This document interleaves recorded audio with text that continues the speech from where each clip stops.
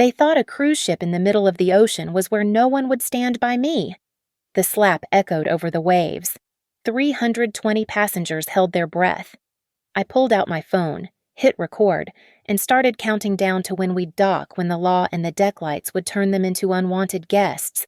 Dale's palm print was still burning on my cheek, but I smiled, because this time, I wasn't begging for family acceptance. This time, I was building a case. My name is Ava Hartley, and at 32, I've built everything I have from scratch. The waterfront condo in Charleston, the lead designer position at North Harbor Design Group, the boutique hotel project that's about to launch. None of it came from family money or connections. I paid for this Caribbean cruise myself, every cent of the balcony suite's inflated price, thinking maybe this time would be different. Maybe 5 days trapped on a ship together would finally make my mother, Janine Rourke, see me as more than just the backup daughter. The Miami port stretched out before us, massive cruise ships lined up like floating cities. I'd arranged the Uber XL, naturally. Dale sat in front, his thick neck already sunburned from the Florida morning. My mother and Claire squeezed together in the middle row, heads bent over Claire's phone, probably reviewing wedding Pinterest boards for the 1,000th time. Tyler, Claire's fiancé, had his hand possessively on her knee.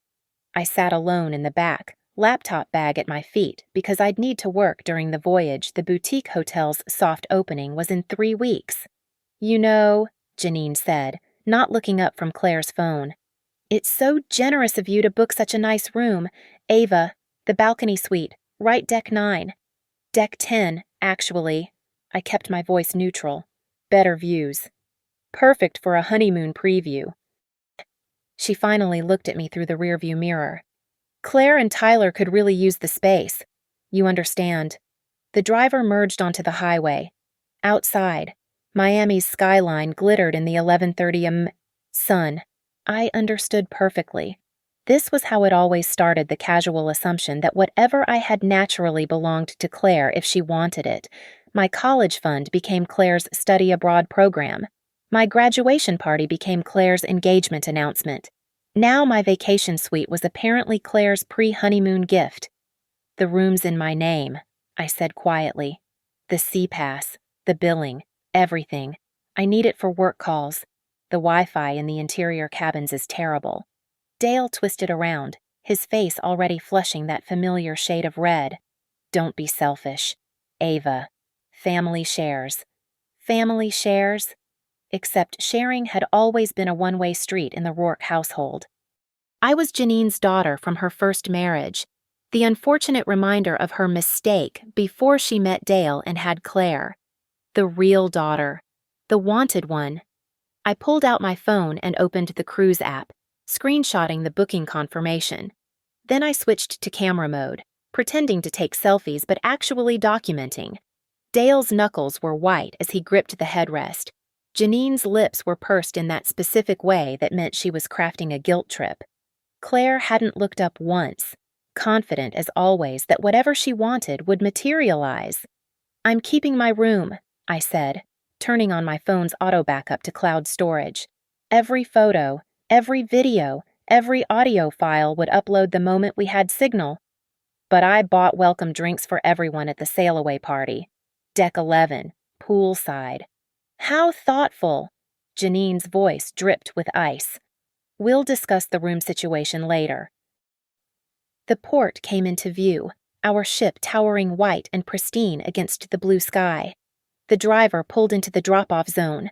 I grabbed my bags quickly, efficiently, while Dale struggled with their overpackaged luggage. My North Harbor Design Group badge fell out of my pocket, and Tyler picked it up. Fancy title, he said, reading it. Lead designer. Must pay well. It does. I took it back. I earned it. Check-in was smooth. I'd done online pre-registration, had my documents ready, moved through the priority line while my family waited in general boarding. By the time they finished, I was already at my cabin, setting up my mobile office. The balcony suite was everything I'd paid for king bed, separate sitting area, and a private balcony where I could escape when things got unbearable. I unpacked methodically, placing my laptop on the desk, arranging my project files, testing the Wi-Fi speed, good enough for video calls. I locked the safe with my passport, backup credit cards, and a USB drive containing 7 years of documentation about my family's treatment emails, texts, recordings, just in case. My phone buzzed. Janine. Room 7244, interior. No window. This is unacceptable. I didn't respond. Instead, I took a photo of my suite, geotagged and time-stamped. Then I walked onto my private balcony and breathed in the salt air. In 3 hours, we'd sail. In 5 days, we'd dock. And somewhere between those 2 points, I knew they'd make their move. I was counting on it. The pool deck was alive with Caribbean music and sunset colors at 6:45 p.m. on our first evening at sea. The cruise director's voice boomed over the speakers, announcing that approximately 320 passengers were currently enjoying the sail-away festivities on Deck 11. I stood near the bar, mineral water in hand, watching the crowd. The band launched into another Jimmy Buffett cover. People were dancing, drinking, their vacation euphoria at peak levels. I saw them before they saw me. Dale's red face bobbed through the crowd like a warning buoy. Janine's perfectly styled hair didn't move despite the ocean breeze. Claire wore a new sundress probably bought specifically for this trip while Tyler carried 2 drinks, playing the perfect attentive fiancé. There she is! Janine's voice cut through the music as they approached. Enjoying your excessive room. I'm enjoying my vacation, yes. I took a sip of water, kept my voice level. Dale stepped closer. I could smell the bourbon on his breath he'd started early. Your mother and I have been talking. That suite belongs to Claire.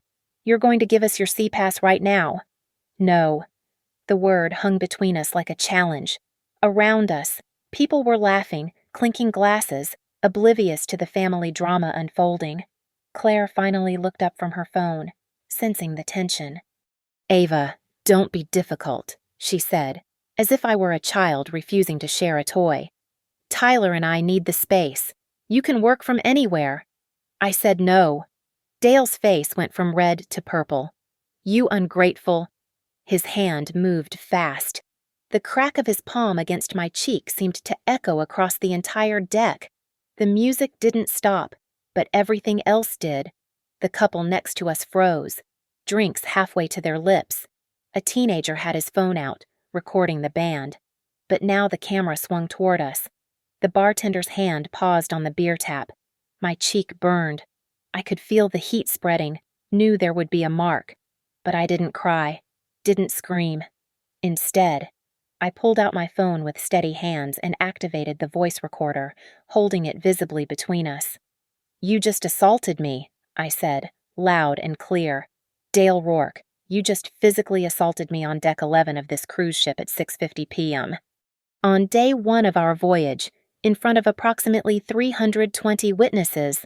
Drama queen, Janine hissed, but her eyes were scanning the crowd, noticing the phones now pointed our way.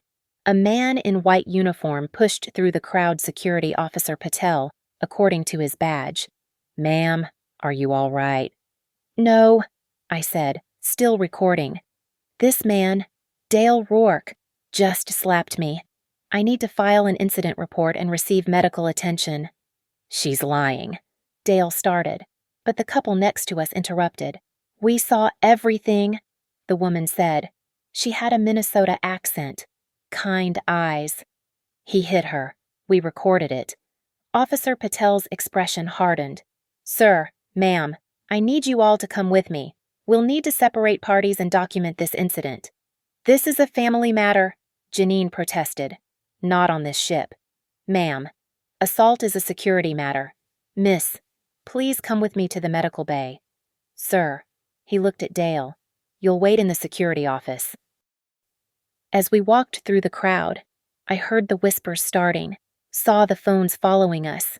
The bartender caught my eye and nodded he'd seen it too. I mentally cataloged every face, every potential witness.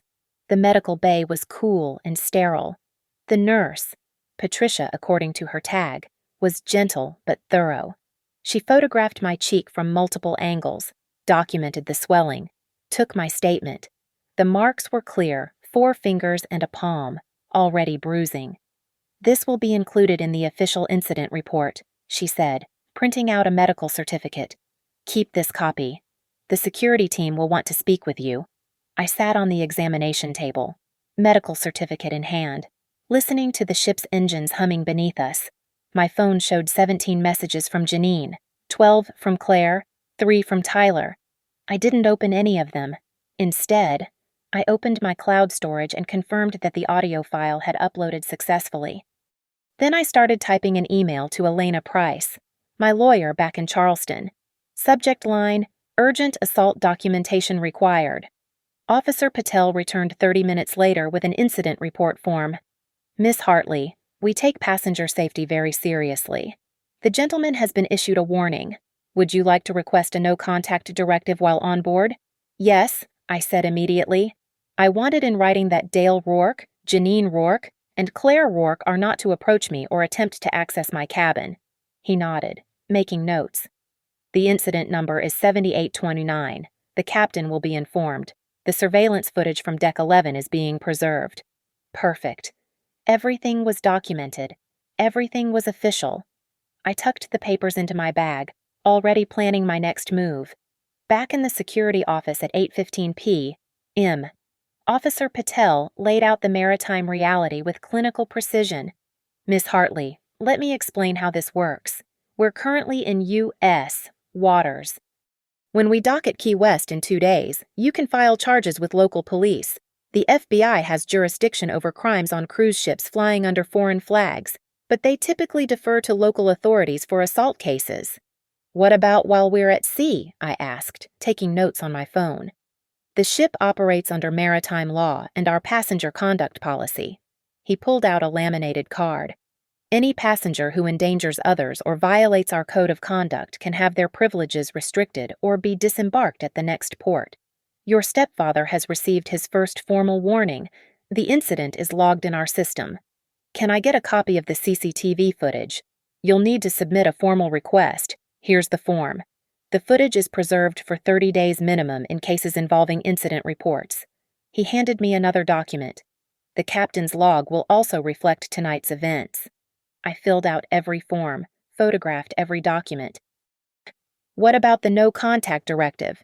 "It's being processed. They'll be notified that approaching you or your cabin will result in further disciplinary action. Your cabin lock code has been changed as a precaution. Only your CPAS will work now." I thought about all the times growing up when Dale's temper had flared, when Janine had dismissed my concerns, when Claire had played innocent while benefiting from their bias. The Christmas when I was 16 and my gift money went to Claire's ski trip. The college acceptance letter Janine threw away because it would confuse the situation when Claire was waitlisted at the same school. The graduation where Dale told everyone I'd barely passed when I'd made Dean's List. "I need the names of witnesses," I said. "The couple from Minnesota, the bartender." Officer Patel checked his notes. "Mark and Patricia Lindstrom, cabin 8422. The bartender is Eduardo Santos. He's already provided a statement." I emailed Elena again, attaching photos of all documentation. Her response came quickly despite the late hour. "Document everything. Every interaction, every threat, every witness. File police report at Key West. I'll prepare civil paperwork for protective order upon your return. Do not engage with them." By the time I returned to my cabin at 9:30 p.m., the ship's internal messaging system showed missed calls from guest services. I called back, getting a nervous-sounding representative. "Miss Hartley, we've had a request to modify your cabin booking. A Mrs. Rourke says there's been a family misunderstanding about the room assignment." "There's no misunderstanding," I said firmly. "I booked and paid for this suite. There's also an active security incident number 7829 involving the Rourke party. Please note that in your system." "Oh." A pause. Keyboard clicking. I see it now. The no-contact directive. "I'll note that any changes to your booking require your personal authorization only." After hanging up, I opened the family group chat that I'd muted earlier. The messages were predictable. "Janine, stop being dramatic. Dale barely touched you. Claire, you're ruining my pre-wedding celebration. Janine, that room was supposed to be our gift to Claire. Tyler, really immature. Ava. I typed carefully. Mom, you just stated in writing that my room was supposed to be a gift to Claire, despite me paying for it. Can you confirm you're trying to take my paid accommodation? Janine responded immediately. You know what I meant. Family helps family. That suite should be Claire's. Screenshot. Save. Upload to cloud. Send to Elena. Then, from Dale. You're going to regret this stunt. Another screenshot. Another save. I replied, Dale, you're violating the no contact directive by messaging me. This has been documented. I stepped onto my balcony, letting the ocean breeze cool my still-burning cheek. The moon was reflecting off the water, and I could hear music from the deck below. Other passengers were enjoying their vacations, oblivious to the war being waged in electronic messages and security offices. My phone rang. Elena. Ava, I've reviewed everything. This is textbook assault and harassment. The maritime documentation is gold. When you dock at Key West, be ready. I'm contacting the Monroe County Sheriff's Office to have someone meet the ship. We're also filing for an emergency protective order that will extend beyond the cruise. They're still texting me, trying to claim the room. Perfect. Let them. Every message is evidence. Don't respond anymore except to note violations of the no contact directive. And Ava, take photos of your face in good lighting every few hours. Bruises develop over time. After we hung up, I sat at my suite's desk and opened my laptop. The boutique hotel project stared back at me, but I minimized it and opened a new document. Timeline of events, I typed. Then I began writing everything, from the taxi ride to this moment, with times, locations, and witnesses. The truth was better than any revenge fantasy. It was evidence. The next morning at 10:20 a.m., I watched from the cafe overlooking the guest services desk as my family executed their next move. Janine had Claire in full victim mode, tears strategically flowing. Tyler's arm around her shoulders for maximum effect. Dale stood back, letting the women work their manipulation. She promised. Claire was sobbing to the guest services manager. My sister promised the suite would be our wedding gift. We have texts where she said she'd share. I pulled out my phone and started recording video, catching their entire performance. The manager, a stern-looking woman named Teresa, was checking her computer screen. I'm showing the suite is registered and paid for entirely by Ms. Ava Hartley, Teresa said. And there's a security notation here. Janine leaned forward. A misunderstanding. Family squabble. You know how sisters can be. Claire's getting married next month. Surely you can just switch the access. Ma'am, I cannot modify another passenger's booking without their explicit consent. Tyler tried next, his salesman charm on full display. Could you at least add our C-passes to the room? We just need access to grab some things Claire left there. That was my cue. I walked down to guest services, keeping my phone recording. There are no things of Claire's in my room, I said calmly.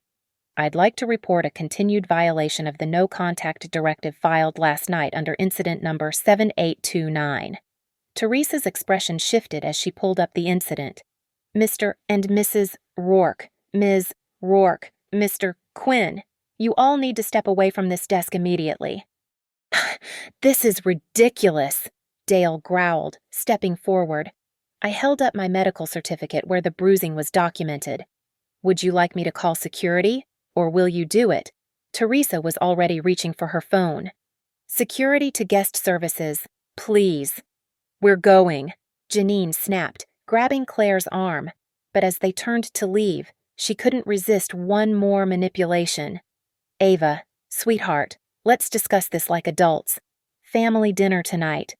I looked her straight in the eye. All communication needs to go through my attorney, Elena Price at Price & Lowell LLP in Charleston. Here's her card. I placed Elena's business card on the counter. She's handling the assault charges and civil protection order. Claire's tears dried up instantly. You hired a lawyer against your own family. Dale hired himself the moment he put his hands on me. I turned to Teresa. Please note this attempted unauthorized access to my cabin in your records. After they stormed off, Teresa gave me a knowing look. Would you like additional security measures on your room? Please. And can you flag my account so any changes require my physical presence with ID? Already done. I spent the next hour in my suite, participating in a video conference with the boutique hotel contractors while my face, now showing a clear purple handprint, served as a silent testament to my reality. My business partner, Marcus, noticed immediately but was professional enough not to comment during the call. At noon, I opened the family group chat to find a new angle of attack. Janine, Ava, I've been thinking. You're right. The room is yours. But surely you can share Ad Claire's C-Pass as a courtesy. She just needs a nice shower. Their interior room's bathroom is so small. I screenshotted and sent to Elena, then responded, as stated, all communication through my attorney. Claire, you're seriously destroying our family over a room. Tyler, we're willing to pay you back for half the suite. Now they were offering money after trying to steal it outright. I screenshotted everything, building my file. Then I crafted my response. To clarify for the record, 1. I paid $347 for this suite. 2. Janine stated in writing it was meant as Claire's gift despite my payment. 3. Dale physically assaulted me when I refused. 4. You're now attempting to coerce me despite a no-contact directive. This is harassment. The messages exploded. Dale writing ungrateful bitch in all caps. Janine with her guilt trips about family loyalty. Claire claiming I was jealous of her engagement. Tyler calling me bitter and alone. Screenshot, screenshot, screenshot. Then I posted in the chat. Every message you send is being documented for the restraining order filing. Monroe County Sheriff's Office will meet the ship at Key West tomorrow. The typing indicators appeared and disappeared multiple times. Finally, silence. I sat on my balcony, watching the ocean pass. My phone rang. Elena. They're making this easy, she said. The written admissions, the threats, the violation of ship's security directives. It's a prosecutor's dream. The Key West police are prepared. I've also initiated civil proceedings here. When you return, they'll be served with a formal protection order. What about my apartment? Dale knows where I live. Already handled. I've filed for an emergency injunction preventing them from coming within 500 feet of your residence or workplace. North Harbor Design Group has been notified to ban them from the premises. That was fast. I've been preparing for this call for years. Ava, every time you've consulted me about your family, I've kept notes. This isn't their first pattern of abuse, it's just the first time they did it with hundreds of witnesses. After we hung up, I took another photo of my face. The bruising had spread, darker now, clearly showing individual finger marks, evidence of their true nature, painted in purple and blue across my cheek. That afternoon at 3:30 p.m., Elena Price became my strategic commander from her Charleston office. I had her on speaker in my suite while she walked me through each step of evidence preservation. First, we need the CCTV footage formally requested. Elena said, I'm sending you the template now. Fill it out and submit it to ship security immediately. I typed as she spoke, her legal precision cutting through my emotional fog. Done. What else? The witness statements. You have the Lindstroms from Minnesota. Cabin 8422. They saw everything and have video. Excellent. I need you to get their contact information, email, phone, address. Be polite. Explain you're pursuing legal action for assault. Most people want to help in these situations. I found Mark and Patricia Lindstrom at the pool deck bar at 4 p.m. They were exactly what I'd hoped retired teachers from Minneapolis. Decent people who understood bullying when they saw it. That man had no right, Patricia said, writing down her information in clear handwriting. We saw him hit you. The whole thing is on Mark's phone. Mark nodded, pulling up the video. I was recording the band, but when he slapped you, I kept filming. It's all here. The slap, your response, security arriving. Would you be willing to provide this to law enforcement? I asked. Absolutely, Mark said. I'll email it to you right now. That's assault. Plain and simple. Eduardo Santos, the bartender, was equally helpful during his break at 5 p.m. I gave my statement to security already, he said in accented English. But here's my personal email. I saw him approach aggressively, heard him demand your room key, saw him strike you. No provocation. Back in my suite, Elena had more instructions. Write down every incident you can remember, every time they took something that was yours, every manipulation, every threat. Date it as accurately as possible. I opened my laptop and began typing, age 14. Janine gave my birthday laptop to Claire when hers broke. Told me I could share Claire's old one. Age 16. Dale used my college savings to pay for Claire's pageant expenses. Never replaced. Age 18. Accepted to Georgetown. Janine hid the letter, told me I was rejected. Found out years later from an admissions officer. Age 21. Graduation party invitations sent out in my name became Claire's engagement announcement. I learned at the venue. Age 25. Down payment I'd saved for a car was borrowed for Claire's wedding venue deposit. Never returned. Age 28. They used my credit without permission for Claire's honeymoon. Had to dispute charges. Age 32. Current assault over cruise cabin I paid for. The list went on. Elena listened to each one, her silence heavy with professional anger. This establishes a pattern of financial abuse and exploitation, she finally said.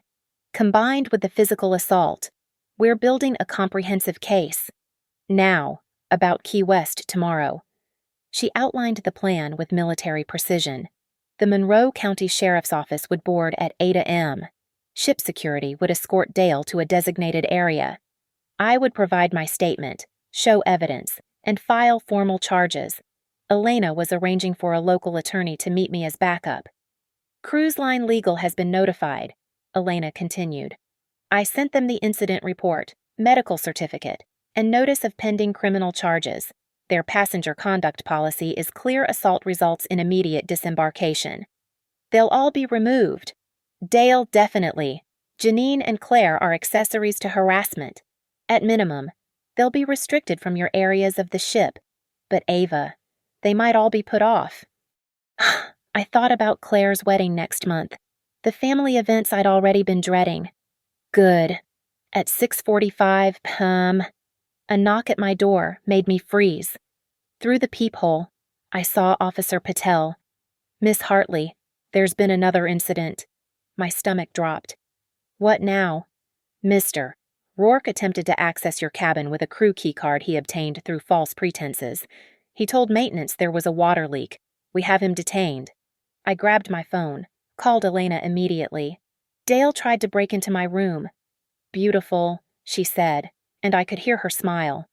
That's attempted breaking and entering, fraud, and violation of the protective directive. He just upgraded his charges from misdemeanor to potential felony. Officer Patel was taking notes. The maintenance worker confirmed Mr. Rourke offered him $200 to open your door, claiming you were his daughter who locked herself in after an argument. I need all of this documented, I said. Already done. The captain has been informed. Mr. Rourke will be confined to his cabin until Key West.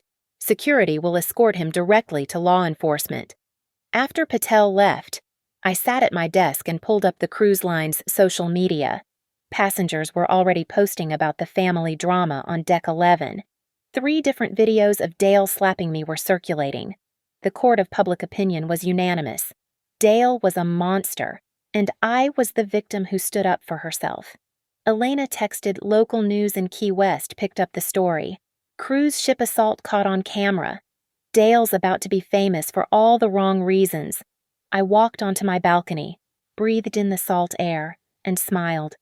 Tomorrow, Dale would take his walk of shame off this ship, and I had Elena Price, the Lindstroms, Eduardo Santos, Officer Patel, and 320 witnesses ready to ensure justice wasn't just served, it was documented, filed, and enforced. The grand gala on night 2 was pure theater under golden lights. 8:45 p.m., The main atrium transformed into elegant crystal chandeliers, passengers in cocktail dresses and suits, champagne flowing. I wore a black dress that made the purple bruise on my face impossible to ignore. It was evidence, and I displayed it like a badge of honor. I positioned myself near the grand staircase, phone in my bag recording audio, making sure I stayed in view of the security cameras. The Lindstroms were nearby, and I'd already spotted Eduardo working the upper deck bar. My witnesses were in place. Dale appeared at 9:15 p.m. Despite the cabin confinement order, he'd clearly been drinking, his face flushed, his walk slightly unsteady. Janine was trying to hold him back, but he shook her off. Claire and Tyler hung back, Claire's face pale under her makeup. "There she is." Dale's voice boomed across the atrium. "The ungrateful bitch who's destroying this family." Conversations stopped. The quartet playing jazz faltered. Every eye turned to us. I pulled out my phone, holding it visibly, making sure the red recording light was obvious. "Mr. Rourke, you're violating the ship's direct orders. Security explicitly confined you to your cabin after you attempted to break into my room." "Your room." He moved closer, weaving between the dressed-up passengers. "The room you stole from Claire. The room I paid $3,847 for," I said clearly, projecting my voice. "Which you tried to steal, then assaulted me when I refused, then attempted to break into using a fraudulent maintenance request." Gasps rippled through the crowd. Phones appeared like fireflies, everyone recording. Dale's finger jabbed toward me. "You're nothing but a jealous—" "Sir, step back." Officer Patel materialized with 2 other security officers. "You're in violation of multiple ship directives." "This is family business," Dale roared. I kept my phone steady, speaking directly into it. "For the record, this is the second time Dale Rourke has violated the no-contact directive. Officer Patel, I want this documented." Patricia Lindstrom stepped forward. "We're recording everything." "Honey," Mark had his phone up. "Got it all in HD." Dale turned on them. "Mind your own business." "Assault is everyone's business," Patricia shot back, her teacher voice cutting through his bluster. Janine tried damage control. "Please, everyone, this is a misunderstanding." "Is that why he hit me?" I asked loudly. "A misunderstanding, is that why there's a police report waiting in Key West? Why the FBI has been notified about assault on a cruise ship?" The crowd was growing. I spotted the cruise director watching from the upper level, speaking into his radio. More security arrived. Dale lunged forward, but security caught him. "You've ruined everything. Claire's wedding, our reputation. You ruined it yourself when you put your hands on me," I said, my voice carrying across the now silent atrium. "When you tried to steal from me. When you spent decades treating me like I was worthless because I wasn't your biological daughter." Claire finally spoke, her voice shrill. "Ava, stop being so dramatic." I turned to her. "Claire, did you know Tyler used my CPAS number to charge $600 in spa services today?" "Yeah, the ship's fraud department just called." "That's theft. On camera. With a digital trail?" Tyler's face went white. "I thought Claire said it was fine." "Claire said a lot of things that weren't true," I said. "Like telling guest services I promised her my room. Like claiming I agreed to pay for your couple's massage. It's all documented." Eduardo called down from the bar. "I have her on video trying to bribe me to duplicate a CPAS this afternoon, offered me $500. The security team was now surrounding Dale. Officer Patel spoke into his radio. "Captain, we have a situation in the main atrium. Multiple violations of ship security protocols." The captain's voice echoed over the PA system. "Mr. Dale Rourke, Mrs. Janine Rourke, Ms. Claire Rourke, and Mr. Tyler Quinn. Please report to security immediately. Failure to comply will result in immediate disembarkation procedures." Dale tried to pull away from security. "You can't. Strike 2 was the break-in attempt," Officer Patel said firmly. "This is strike 3.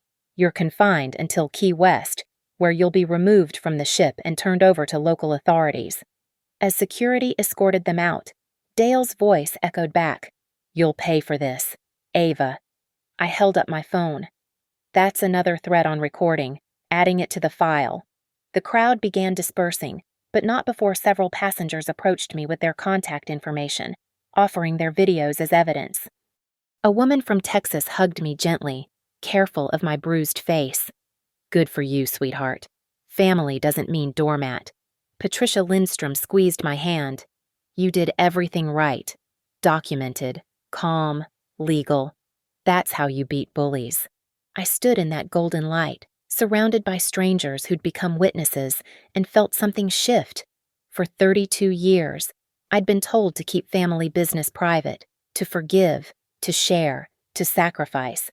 But under these chandeliers, with 300 passengers watching Dale get dragged away in disgrace, I learned that sometimes the best revenge isn't private, it's public, documented, and legally actionable.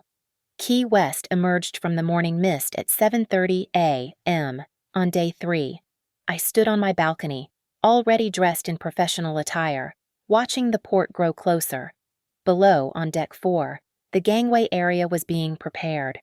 I could see police vehicles waiting on the dock. Elena had called at 6 a.m. "The Monroe County Sheriff's Office is there with FBI liaison. They have all documentation. Local attorney Sarah Mitchell will meet you. Dale's about to have the worst morning of his life." At 8:15 a.m., Officer Patel knocked. "Miss Hartley, law enforcement is aboard. They're ready for you in the conference room." The conference room was crowded. 2 sheriff's deputies, an FBI agent named Carver, Sarah Mitchell from the Key West law firm, and the ship's legal representative. On the table printed screenshots, medical reports, witness statements, and a laptop showing the CCTV footage. "Ms. Hartley," Deputy Rodriguez said, "we've reviewed the evidence. This is clear assault and battery. We're charging Mr. Rourke with assault, attempted breaking and entering, and harassment. The federal charges for crimes on a cruise ship are also being considered." Sarah Mitchell slid papers across. "This is the emergency protective order. It's effective immediately in Florida and will be transferred to South Carolina upon your return. They cannot come within 500 feet of you." "What about the others?" I asked. Agent Carver spoke up. "Mrs. Janine Rourke and Ms. Claire Rourke are being charged with conspiracy to commit fraud and harassment. Mr. Quinn is charged with credit card fraud for the unauthorized charges. The cruise line is also taking action," the ship's representative added. "All 4 are being permanently banned from our fleet. Mr. Rourke's assault triggers immediate disembarkation. The others have the option to remain on board but confined to quarters, or disembark voluntarily." At 9:20 a.m., we moved to the gangway area. Word had spread through the ship. Passengers lined the railings of multiple decks, phones out, waiting for the spectacle. The morning sun cast harsh shadows, perfect lighting for what was about to happen. Dale appeared first, flanked by 2 deputies, hands cuffed in front. His face was purple with rage and humiliation. Behind him, Janine was crying real tears this time, her perfect composure shattered. Claire clung to Tyler, who looked like he wanted to disappear. Security officers carried their hastily packed luggage. The crowd was silent except for camera clicks and whispers. Then someone started slow clapping, then another. By the time Dale reached the gangway, half the ship was applauding my victory. "This is your fault," Janine screamed at me. "You've destroyed our family." Deputy Rodriguez turned to her. "Ma'am, your family destroyed itself when assault became acceptable. Move along." Dale tried one last power play, stopping at the gangway threshold. "Ava, you're going to regret." "Mr. Rourke," Agent Carver interrupted. "Anything you say is being recorded and will be used against you. I suggest you remain silent." I stepped forward, staying the required distance but making sure Dale could see me. I'm not the scared kid you could push around anymore. I'm the woman with evidence, witnesses, and legal representation. Your walk of shame is being live-streamed by about 200 passengers right now. By tonight, everyone in Charleston will know what you did." Claire broke away from Tyler, mascara streaming. My wedding is in 3 weeks. You've ruined everything. No, Claire. You ruined it when you thought being the favorite child meant you could take whatever you wanted, when you committed fraud, when you stood by while Dale assaulted me. I held up my phone. Oh, and Tyler. The spa called. Your charges have been reversed and filed as fraud with your credit card company. Good luck explaining that to the wedding vendors. Tyler's response was lost as security urged them forward. One by one, they walked the gangway, Dale in handcuffs, Janine sobbing, Claire stumbling, Tyler pulling their luggage. The crowd followed their progress with phones, capturing every humiliating step. From the dock, a news crew was filming. Elena had been right. Local news loved cruise ship drama. Assault at Sea family feud turns criminal would be the evening headline. As the police cars pulled away, the cruise director's voice came over the PA. Ladies and gentlemen, we apologize for the disruption. The safety of all passengers is our priority. We will be departing Key West in 1 hour. The crowd dispersed, but not before many stopped to shake my hand, offer support, or share their own stories of standing up to family bullies. The Lindstroms insisted on buying me breakfast. Eduardo brought me a mimosa on the house. Even the captain stopped by to personally apologize and confirm that my family was permanently banned from the cruise line at 10:45 a.m. As the ship pulled away from Key West, I stood on my balcony watching Dale's walk of shame replay across social media. The videos were everywhere: TikTok, Instagram, Twitter. Entitled "Stepdad Gets Instant Karma" was already trending. Elena called. Dale was booked on assault charges. Bail set at $25,000. Janine's trying to get money for a lawyer, but their accounts are frozen pending the fraud investigation. Claire and Tyler were released but have court dates. The protective order is permanent. Your apartment building has been notified. North Harbor Design Group has their photos for the ban list. It's really over. The criminal part is just beginning. But the family terrorism. Yes, that's over. They can't come near you without facing jail time. The ship's horn sounded as Key West faded behind us. I closed my balcony door, hearing that satisfying click of the lock. For the first time in 32 years, I was truly free from the Rourkes. And they'd done it to themselves, in front of 320 witnesses and dozens of cameras. The rest of the cruise passed in peaceful silence. No angry texts, no manipulation, no threats.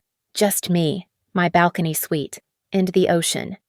I finished the boutique hotel project, participated in my video conferences with a clear face. The bruise had faded to yellow by day 5, and actually enjoyed my vacation.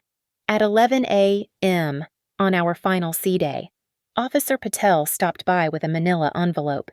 Your complete incident file, Miss Hartley. The CCTV footage has been transferred to law enforcement. The captain wanted me to tell you that you handled this situation with remarkable composure. I just documented everything, I said. That's exactly why you won. He smiled. Most victims don't think clearly enough to build a case. You built an airtight prosecution. That evening, I had dinner with the Lindstroms at the specialty restaurant. They were heading home to Minneapolis, but we'd exchanged information, bonded over standing up to bullies. Patricia raised her wine glass. To boundaries enforced and justice served. When we docked in Miami at 7 a.m., I waited until most passengers had disembarked before leaving my suite one last time. Security had informed me that my family had been detained in Key West and wouldn't be at the port. Still, I scanned carefully as I walked off the ship. In the taxi to the airport, my phone buzzed with messages from Charleston friends who'd seen the news coverage. My business partner Marcus had screenshots of Dale's mugshot from the Monroe County Sheriff's website. Claire's wedding vendors were pulling out after learning about the fraud charges. Tyler's employer had questions about his arrest record. The flight home was quiet. I sat in first class I'd upgraded using the money I would have spent on family dinners, birthday gifts for Claire, and Dale's Father's Day present. Worth every penny. Back in Charleston at 4:30 p.m., my waterfront condo felt like a sanctuary. The building's security had the Rourke's photos at every entrance. North Harbor Design Group had done the same. Elena had filed the protective order with South Carolina courts. Every legal protection was in place.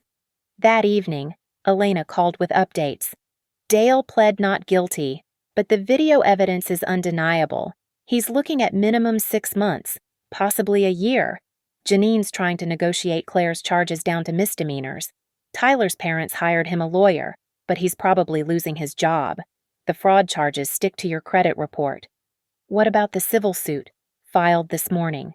Assault, battery, intentional infliction of emotional distress, attempted theft, and fraud. We're seeking damages and permanent restraining orders. Given the evidence, they'll likely settle. I'm pushing for 6 figures. I walked onto my balcony, looking out at Charleston Harbor. A cruise ship was heading out to sea, and I watched its lights disappear into the dusk. Somewhere, another family was starting their vacation, hopefully, without the drama mine had contained. 3 weeks later, I got word that Claire's wedding had been called off.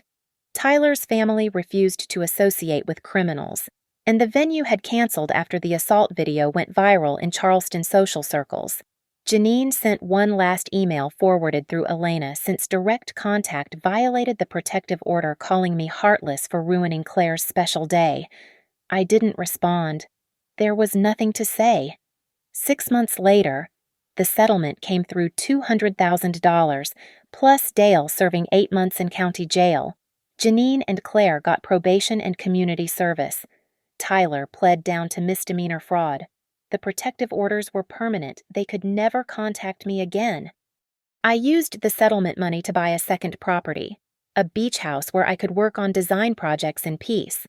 The boutique hotel opened to rave reviews, with several clients specifically mentioning they'd hired North Harbor Design Group because they'd seen how I handled pressure with grace. The Lindstroms sent a Christmas card with a photo from their next cruise. Eduardo messaged on LinkedIn he'd been promoted to bar manager. Officer Patel reached out to say Dale's assault case was now used in cruise line security training as an example of proper incident handling. But the best part came a year later. I was at a design conference in Atlanta when a young woman approached me. "Are you Ava Hartley from the cruise video?" When I nodded, she smiled. "I was in an abusive relationship with someone who reminded me of your stepfather.